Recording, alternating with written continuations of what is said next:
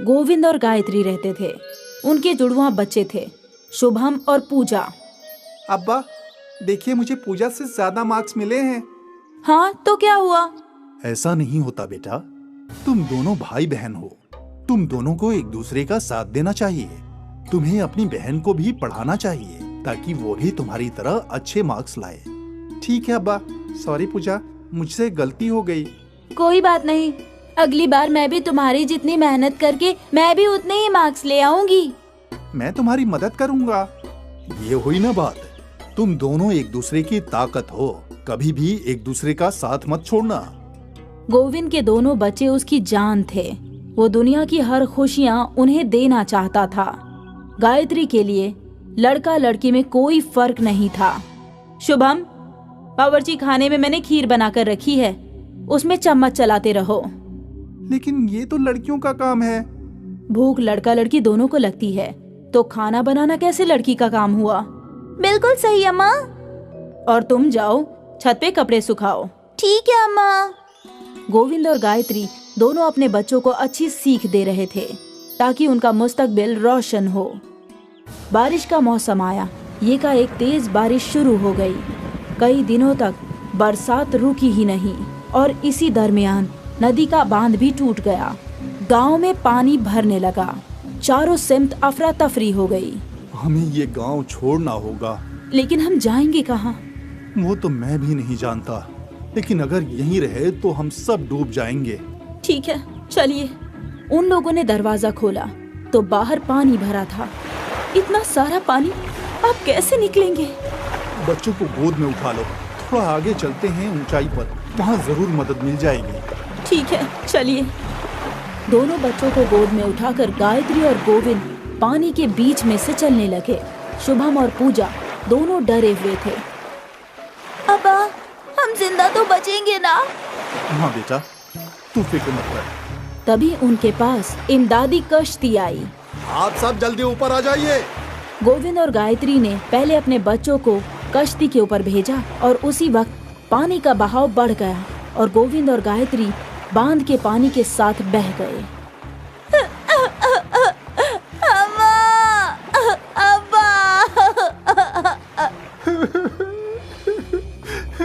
जब बांध का पानी सूखा तो शुभम और पूजा को उनके वालिदों की लाशें मिली।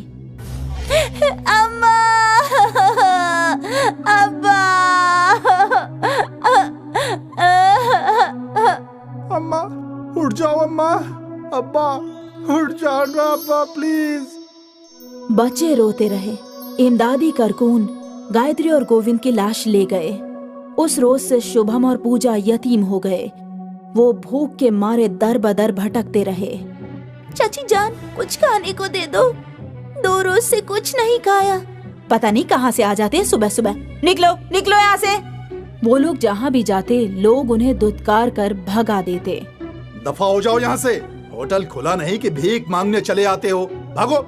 भूख के मारे रोते बिलखते बच्चे पहाड़ी वाले मंदिर पहुँचे। यहाँ के पंडित ने उन्हें पहचान लिया। अरे शुभम, पूजा, तुम लोग यहाँ? तुम्हारी ऐसी हालत कैसे हुई? हमारे वालिदैन नहीं रहे। हमारा कोई नहीं है। ऐसा नहीं बोलते बेटा, जिसका कोई नहीं होता उसका भगवान होते हैं। तुम लोगों को बहुत भूख लगी है ना? आओ मेरे साथ। पंडित ने बच्चों को भोग का खाना खिलाया।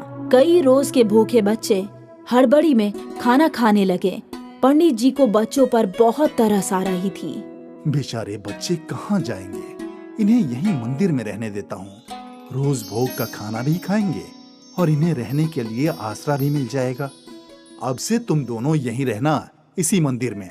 मैं रोज तुम्हें खाना खिलाऊंगा और भगवान जी खुद तुम्हारा ख्याल रखेंगे।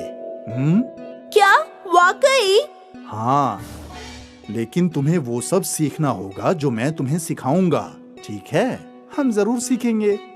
शुक्रिया।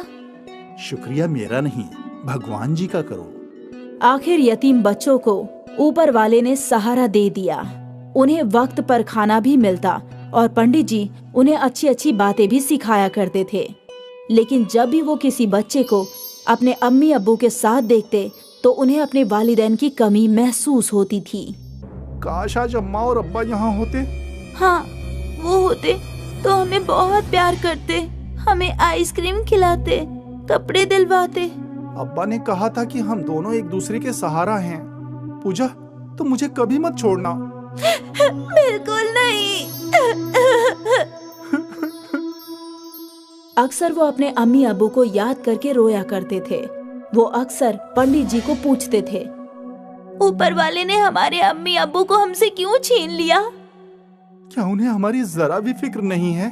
ऐसा नहीं है बच्चों, भगवान जी अच्छे लोगों को जल्दी अपने पास बुला लेते हैं। तो उन्हें हमें बुला लेना चाहिए था ना? आप भगवान जी को बोलिए ना, हमें अम्मा अब्बा की बहुत याद आती है, बराए मेहरबानी उन्हें लौटा दें।